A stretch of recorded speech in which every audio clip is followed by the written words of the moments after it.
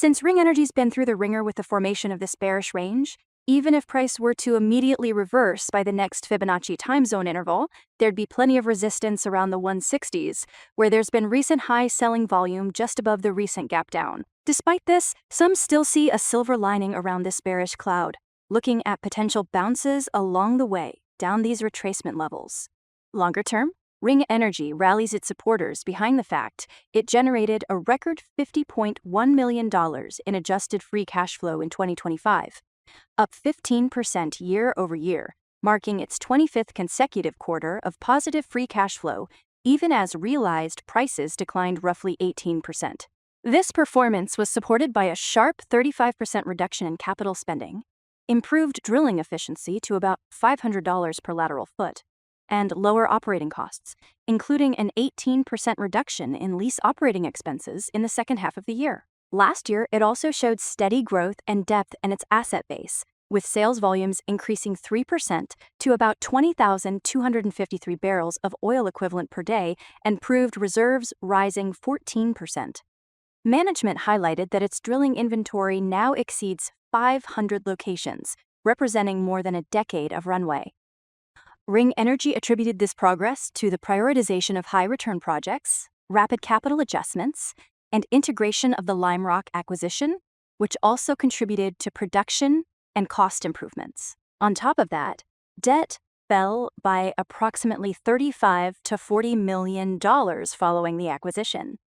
Fourth quarter adjusted net income remained positive at $3.6 million, and lease operating costs fell to $10.02 per barrel of oil equivalent, below guidance. Management emphasized that cost discipline and hedging helped cushion price volatility, with a $17.5 million derivative gain in the quarter. Full-year liquidity stood at about $166 million, with $420 million drawn on its credit facility and a leverage ratio of 2.2x. As 2026 moves along, efforts will revolve around maintaining production while enhancing efficiency and continuing debt reduction. Ring Energy expects production to remain essentially flat at around 20,150 barrels of oil equivalent per day, supported by a capital program of $100 to $130 million. Planning assumptions are conservative at $60 WTI oil and $3.50 natural gas, and executives noted that stronger prices could accelerate debt paydown. The company has hedged approximately 48% of expected oil production and 66% of gas output, providing downside protection.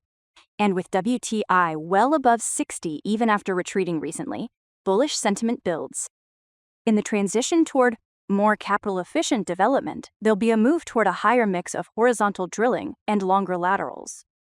In 2026, about 85% of wells are expected to be horizontal, up from 67% in 2025, and Ring plans to drill its first 2-mile lateral well.